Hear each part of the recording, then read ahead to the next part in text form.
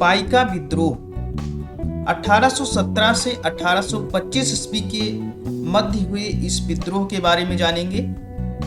ये विद्रोह उड़ीसा की जो पाइक जाति है उसके द्वारा किया गया था ब्रिटिश ईस्ट इंडिया कंपनी के खिलाफ।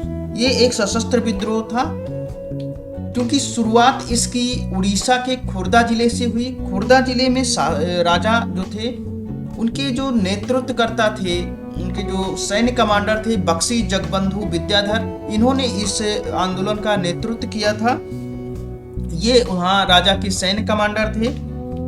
पाइक जाति को राजा द्वारा पहले भूमि दी जाती थी सैन्य गतिविधियों के लिए, और ये भूमि पूर्णतया कर मुक्त होती थी। इस पर कोई भी कर पाइक जाति को नहीं राजा को देना होता था।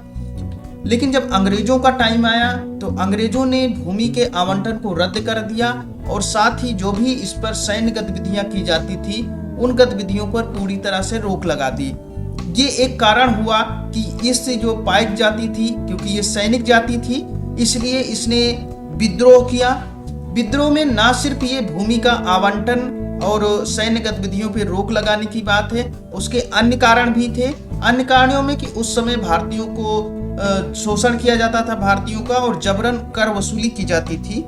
ये भी एक प्रमुख कारण था जो कि ये इस विद्रोह के साथ अचानक से उमड़ पड़ा था।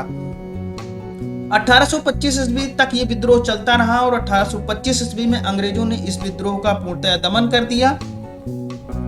2017 में इस विद्रोह के 200 साल पूरे हुए, तब सरकार ने घोषणा की कि इस विद्रोह को जो इसके 200 साल होने पर इसे भव्य समारोह के रूप में मनाया गया इसे। और 2017 में ही सरकार ने ये भी घोषणा की कि इतिहास की जो भी पाठ्य पुस्तक हैं उसमें पाइका विद्रोह को प्रथम स्वतंत्रता संग्राम के रूप में स्थान दिया जाएगा।